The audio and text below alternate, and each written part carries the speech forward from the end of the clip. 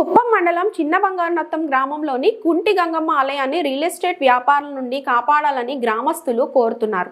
వారి పూర్తి వివరణ మేరకు పూర్తి వివరాలు ఇలా ఉన్నాయి. గ్రామ పరిధిలో సర్వే నంబర్ 122లో 7 ఎకరాల భూమి గ్రామస్తుడైన మదర్ శేఖర్ కుటుంబ సభ్యుల పేరుతో ఉండారని తెలిపారు.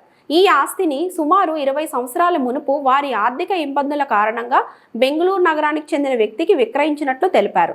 అయితే ఈ భూమి మధ్యలో అమ్మవారి ఆలయం ఉందని, ఈ ఆలయానికి సంబంధించి ప్రతి సంవత్సరం గ్రామస్తులు జాతర నిర్వహించడం, ఆలయంలో పూజలు నిర్వహించడం ఆనవాయితీగా వస్తున్న కారణంగా మదన్ శేఖర్ విక్రయించిన 7 ఎకరాల భూమిలో 30 సెంట్లు దేవాలయానికి విడిచిపెట్టాలని కోరామన్నారు.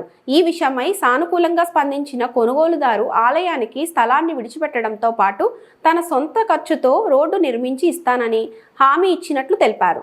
అయితే క్రమేపీ భూముల రేటు అమాంతరం పెరిగిపోవడంతో రియల్ ఎస్టేట్ వ్యాపారులు ఈ భూమిపై కన్నేశారని, సైట్లు చేసి అమ్ముకొని సొమ్ము చేసుకోవడానికి పథకం పన్ని ప్రభుత్వ భూ యజమాని నుండి సదరు భూమిని కొనుగోలు చేసినట్లు చెబుతూ ఆ భూమిలో ఉన్న పురాతన ఆలయాన్ని కూలదోయడానికి ప్రయత్నాలు చేస్తున్నట్టు ఆవేదన వ్యక్తం చేశారు.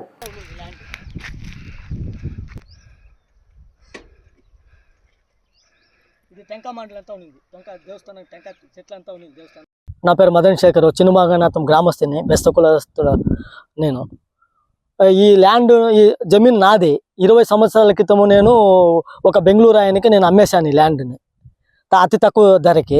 ఇప్పుడు ల్యాండ్ వాళ్ళు ఏం చేశారంటే, బెంగళూరు అయినా వేరే వాళ్ళకి అమ్మేసినామని చెప్పి వేరే వాళ్ళకి అమ్మేసి దీని ల్యాండ్ అంతా లేబల్ చేసుకుంటున్నారు. పురాతనంగా ఈ ల్యాండ్లో దేవస్థానం ఉంది, కుంటిగంగమ్మ దేవస్థానం ఉంది సార్. ఇక్కడ తాతల కాలం ఇంకా 100 సంవత్సరాల క్రితం నుంచి ఉంది. ఇప్పుడు ల్యాండ్ తీసుకున్న వాళ్ళు ఏమంటున్నారంటే, మధ్యలో దేవస్థానం ఉండేదాన్ని ఇంకా ఈ దేవస్థానం తీసి పక్కన పెట్టుకోండి, మాకు సెంటర్లో దేవస్థానం ఉండేదాని వల్ల మాకు ల్యాండ్ని వేరే వాళ్ళకి సేల్ చేసే కాదని చెప్పి రియల్ ఎస్టేట్ చేసేవాళ్ళు ఇలా ఇబ్బంది పెడుతున్నారు. గ్రామంలో పంచాయతీ చేర్పించాము, గ్రామస్తులంతా చేరి చెప్పారు, లేదు మాకు అయ్యలేదు, సెంటర్లో ఉండే కాదని చెప్పి ఇబ్బంది పెడుతున్నారు. మధ్యలో పెట్టుకోకుండా సైడ్లో పెట్టుకోమని చెప్పి మేము ఇది చేసిస్తాము, 15 సెంట్లు జాగా ఇస్తాము అని చెప్పి ఇచ్చేసినారు. ఈ దేవస్థానం మనం తీసేదానికి ఎలాంటి ఇది లేదు, తీయకూడదు అని చెప్పి గ్రామస్తులంతా చెప్తున్నాము. అలా ఏమైనా తీయాలని వస్తే దానికి పూజలు పునస్కారాలు చేసి వేద పండితుల దగ్గర అనుకొని ఏమైనా చేసేటట్టుంటే వాళ్ళు పెద్దలు తీర్మానం చేసినలాగా చేయాల్సింది వస్తుంది.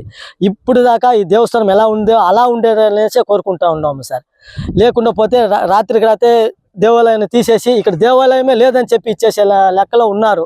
మొత్తం ల్యాండ్ చూడండి, మొత్తం ఐటీగా ఉన్నది, సదరం చేసుకొని ల్యాండ్ని ఒక లెవెల్ చేసి పెట్టడం, ల్యాండ్ అమ్ముకునే దానికోసం దేవాలయం తీయమని చెప్తున్నారు.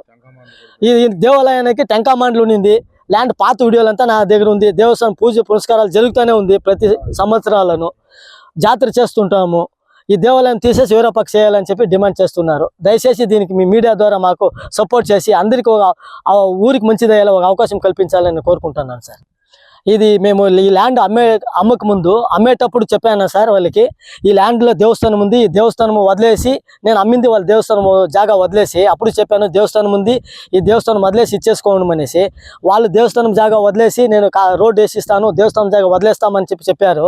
ఇప్పుడు ల్యాండ్ రేట్ పెరగడం వల్ల ఈ దేవస్థానం తీసేసి వేరే పక్క వేసుకోండి అని చెప్పి ఇచ్చేస్తున్నారు సార్. దయచేసి మీ మీడియాని ఇంకా మాకు సపోర్ట్ చేయండి. మాకు హిందూ మనోభావాలు దెబ్బతింటున్నాయి, హిందూ దేవాలయం పాత దేవాలయం తీసేస్తున్నారు.